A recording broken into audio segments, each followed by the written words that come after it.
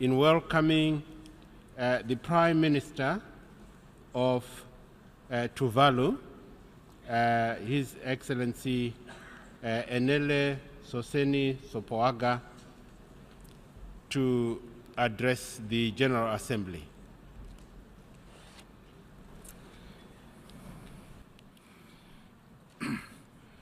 President of the General Assembly, ladies and gentlemen, next week on the 1st of October, Tuvalu will mark its 39th anniversary of independence. It gives me great pleasure, therefore, on behalf of the government and people of Tuvalu, to thank the United Nations and all its membership for granting Tuvalu the recognition of full sovereignty in October 1978. 29 years on the eve of the 21st century, September 2000, Tuvalu was admitted as the 169th member of the United Nations, with the rights of full participation as a member of the United Nations family. Our joining the United Nations is a journey of hope. Hope in the noble values of this great body, the United Nations, and trust in its ability to assure humanity, including small and vulnerable countries like mine, peace and security and prosperity for our survival. I record Tuvalu's sincere gratitude to the United Nations and its specialized agencies, development partners, especially our traditional partners in the Pacific, regional bodies of the Pacific, friends in Asia, India, South Korea, Japan, in the Republic of China, Taiwan, in the European Union and others, for all your support to my island nation of Tuvalu. We welcome the friendship and partnership of the United Nations members and other entities as we advance forward. Mr. President, Tuvalu applauds the theme of the 72nd General Debate, focusing on people, striving for peace and a decent life for all on a sustainable planet.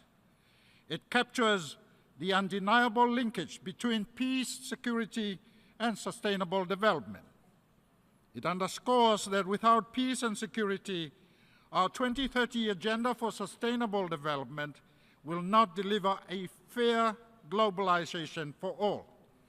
In short, without sustainable development, there will be no peace and no security. I congratulate you, Mr. President of the General Assembly, on your appointment to the presidency, and of course, for your vision on the 72nd session with a theme to focus on people. I also congratulate the outgoing President of the General Assembly, Mr. Peter Thompson of Fiji, for his efforts and outstanding leadership on many fronts. Mr. President, as a small and vulnerable island nation, I want to express Tuvalu's deepest sympathy to the people in the United States of America and in the Caribbean islands who are suffering or have been affected by the destruction of the recent hurricanes and tropical cyclones in that region. These unfortunate events clearly show the magnitude and urgency of global work still required of the United Nations to better prepare, protect, and save peoples and humanity from these calamities. We also share the devastating grief for the people of Mexico, including young school children, following the earthquake this week, and other peoples suffered by similar disasters and violence around the world. Our prayers that Almighty God gives comfort to the affected people and their loved ones and for speedy recovery. Mr. President, horrific acts of violence and terrorism continue to plague our world. Countless innocent lives are destroyed and lost. Violence in any form is a direct threat to peace and security, and seriously undermine our efforts to achieve sustainable development. We therefore condemn violence and terrorism in all its forms and manifestations. We are particularly concerned with the threats to global peace and security posed by the Democratic People's Republic of Korea. We acknowledge the persistent efforts of the Security Council to de-escalate tensions. A renewed engagement with inclusive diplomatic dialogue is, in our view, the only option to solve the crisis on the Korean Peninsula. We believe that the military option or response will lead to unimaginable destruction and loss of lives. In this vein, Tuvalu maintains its commitments in support of all international legal instruments against violence and terrorism. It is critical that we support international law for the protection and promotion of human rights. We commend, therefore, the establishment of the Office of Counterterrorism to ensure the effective and balanced implementation of the United Nations Global Counterterrorism Strategy. Excellencies, just yesterday, with pride on behalf of my country, Tuvalu, I signed the Treaty on the Prohibition of Nuclear Weapons as a further demonstration of our commitment to the elimination of nuclear weapons, and also to the South Pacific Nuclear Free Zone Treaty, which was negotiated and drafted in 1984 by Pacific Island Leaders Forum that was held in my own country, Tuvalu. It is our fervent hope that nuclear weapons and other weapons of mass destruction, including the trade of materials and the development of technologies to produce such weapons, are totally banned, outlawed, and prohibited worldwide by the United Nations. Humanity must be advanced not on the principles of fear and deterrence, not on the adage of might is right, but rather on moral justice for humanity, equity, trust, respect, and the full enjoyment of basic human rights. Mr. President, the entry into force of the Paris Agreement last year raised our hopes that, recognizing the existential threats to us all, member states would commit to the common cause of fighting climate change, adapting to its impact, and strengthening the ability of developing states, especially the most vulnerable, to deal with those impacts. The Paris Agreement is our common hope of a decent life on a sustainable planet. For Tuvalu, it is our hope of security and survival. That hope, however, dimmed with the announcement by the United States that it will abandon the Paris Agreement. That decision risks undermining our global efforts to save and protect the livelihoods of the people that are at risk from the impacts of climate change. These are the marginalized, the vulnerable, the poor, the women and children who suffer the most from climate change, and especially the people living on low-lying islands and coastal areas. These people count in the tens of millions, and the number is increasing at an alarming rate. Domestic economic and political interests, Mr. President, are often short-term and benefiting only a few. And these should not be pursued at the expense of a decent life for us all, current and future generations, on a sustainable planet.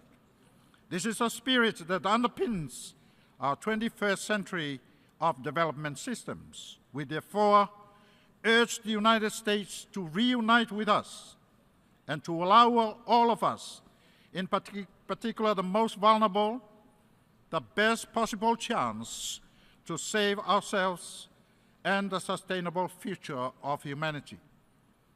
We are, Excellencies, nevertheless encouraged by this morning, by the strong leadership that was delivered by the Canadian Prime Minister Justin Trudeau and French president on climate change, to whom go our highest commendations. Thank you very much for your courage.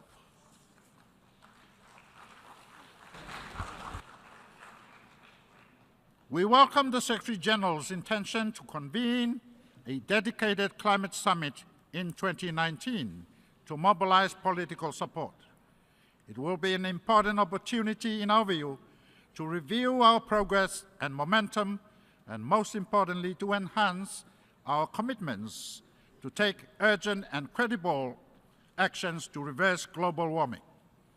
We are also encouraged by the Secretary General's commitment to intensify high-level political engagement to limit the temperature rise to well below 2 degrees Celsius above pre-industrial levels, and in fact aiming at limiting the increase to 1.5 degrees Celsius.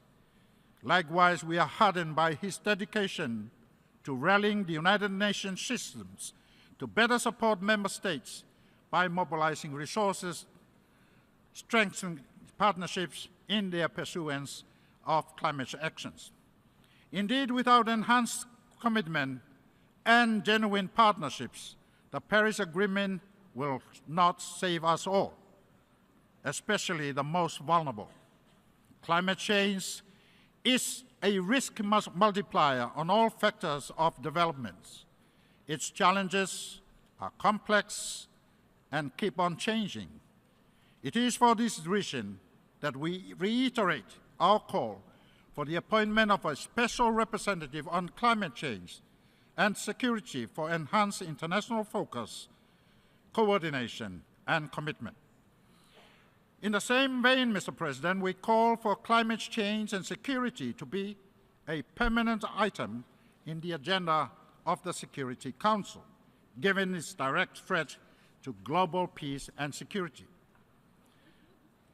For Tuvalu and many of the low-lying islands, our peace and security is not imperiled by traditional threats of conflicts, violence, drugs, weapons, famine, or diseases. Instead, as the Malé Declaration on the Human Dimension of Climate Change recognized in 2007, the impacts of climate change pose the most immediate, fundamental, and far-reaching threat to individuals and communities in these most vulnerable states, and threaten a wide range of human rights, including the right to life, the right to take part in cultural life, the right to use and enjoy property, the right to an adequate standard of living, the right to food, and the right to the highest attainable standard of physical and mental health. 10 years ago, Mr. President, we recognized that climate change was the single major threat to our peace, security, and ultimately our survival. It remains so today, and the situation grows more urgent every day. Under current warming trends, our islands may be submerged into the sea within the next 50 years. If and when this happens, we will be forced to abandon our islands, even though we are the least contributors to global warming and sea level rise. That forced relocation or displacement of our people is an injustice, an infringement on our fundamental and basic human rights.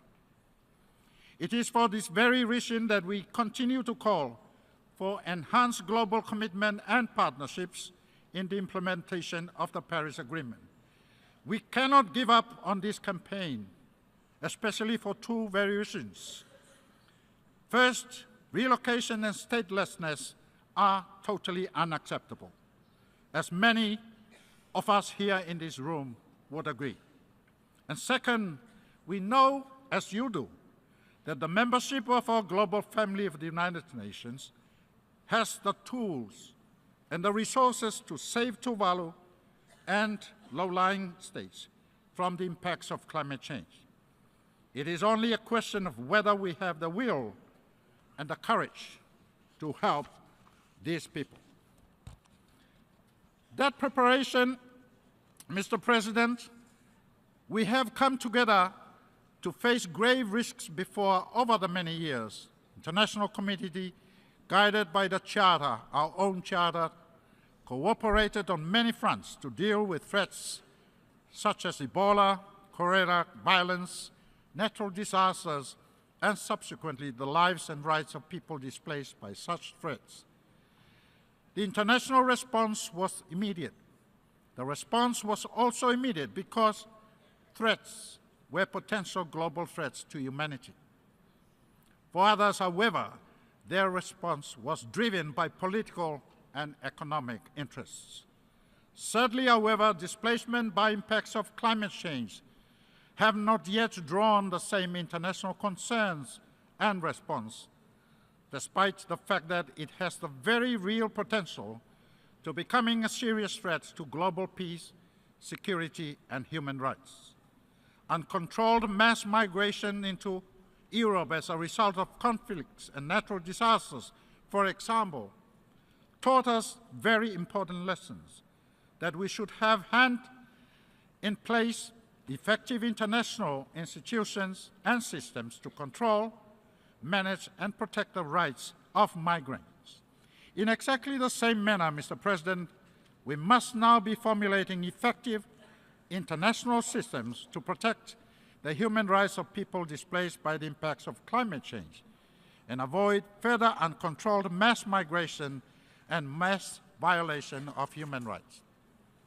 That preparation must include developing the appropriate international legal tools to cope with the complex and multifaceted challenges posed by climate change. In particular, the current refugee regimes, which were developed to cope with the traditional threats, do not adequately protect people forced to leave their homes by the impacts of climate change. We therefore reiterate our proposal for a United Nations resolution on the establishment of a legal process to protect the human rights and ultimately save the lives of people displaced by the impacts of climate change. Mr. President, as a least developed country in a small island developing states, we need enhanced global support to overcome the structural challenges we face in implementing the 2030 Agenda for Sustainable Development. On our own part, Tuvalu has developed its own national strategy for sustainable development, known as the Kakenga Tolu, premised on building resilience through good governance, inclusive participation, and capacity measures of mitigation of NDCs with targets of 100% renewable energy by 2020 and coastal protection adaptation on all islands to protect and save Tuvalu. We are grateful to the international community through the work of the Green Climate Fund, the Global Environmental Fund, and the United Nations as a partner, as well as through other donors and bilateral partners for their generous support to Tuvalu. While grateful of that goodwill, we have established our own Tuvalu Climate Change and Disaster Survival Fund as a facility to help people respond quickly to impacts of climate change. To enhance further adaptation work, access to appropriate infrastructures, maritime ports on the islands, airports, technology connectivity, health, quality education, and renewable energy are critical areas of particular priority. Tuvalu will welcome the development of genuine and durable partnerships as are aspired under the Samoa pathway. In regards to the issue of LDC graduation, it is our view that a country must only graduate when it can achieve sustainable development, not merely when it should be able to achieve sustainable development. Unique vulnerability of SIDS, LDCs like Tuvalu, must be the central criteria of consideration for LDC graduation.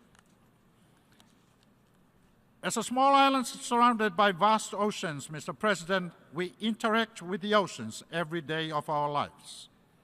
We are heavily dependent on the ocean. The ocean is central to our achievement of sustainable development. We firmly believe that once we have established our baselines under the United Nations Convention on the Law of the Sea, these baselines, as well as the maritime zones identified, shall be remained forever. This is irrespective of sea level rise. The ongoing discussions on the conservation and sustainable use of marine biological diversity beyond the areas of national jurisdictions, the BBNJ must ensure that small island developing states with our particular vulnerabilities are provided the necessary financial and technical support to guarantee our equal and fair participation in the management of BBNJ and the sharing of benefits. We must agree at this Assembly to commence work on developing a legal binding agreement to give protection to biodiversity beyond national jurisdictions. Our 2030 Agenda for Sustainable Development is universal and holistic in that it applies to all countries and actors and covers all aspects of sustainable development. Critical to its success, the agenda is rooted in human rights and genuine partnerships. But, Mr. President, the vibrant democracy of Taiwan, who has long been an active and responsible development partner to many countries, including Tuvalu, is being denied participation in this great body, the United Nations and its systems. It cannot be right that the 22nd largest global economy with a notable capacity to contribute could not effectively participate in our 2030 agenda.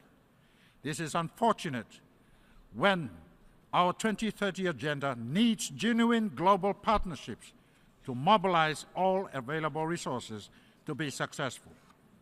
Under its principle of universality, the United Nations should allow the 23 million people of Taiwan their fundamental right to participate fully in the United Nations systems and to benefit and contribute effectively to its programs.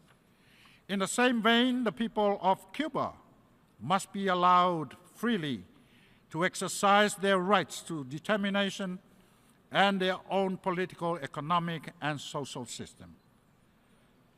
With their rights and trade restricted by the unilateral blockade by the United States, the people of Cuba are denied effective participation in our United Nations SDGs programs.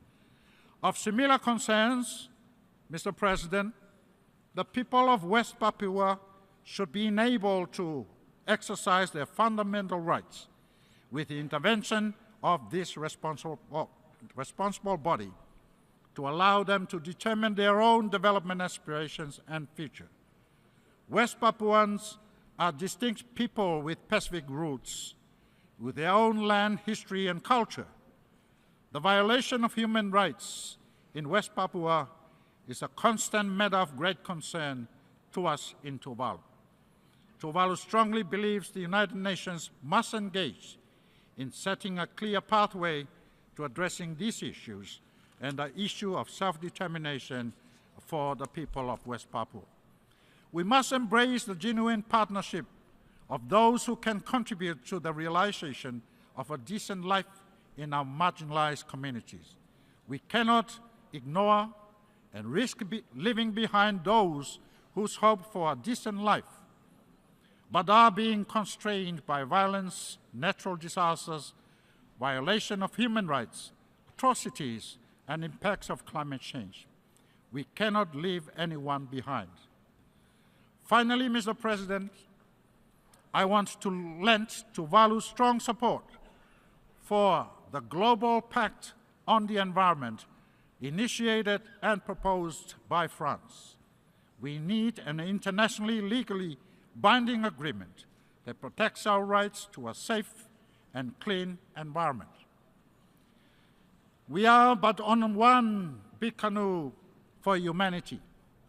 And as Prime Minister Justin said in this very hall this morning, no one has the right, no country has the right to jump ship on climate change. We either must paddle together to keep us afloat, keep the canoe afloat and safe, or allow the canoe to sink and we all get drowned. It is our hope that with this global pact on the environment and the Paris Agreement, we can save Tuvalu, and if we can save Tuvalu, we can save the world. God bless the family of the United Nations.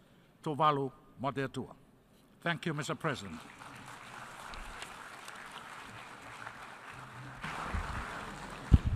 On behalf of the General Assembly, I wish to thank the Prime Minister of Tuvalu for the statement just made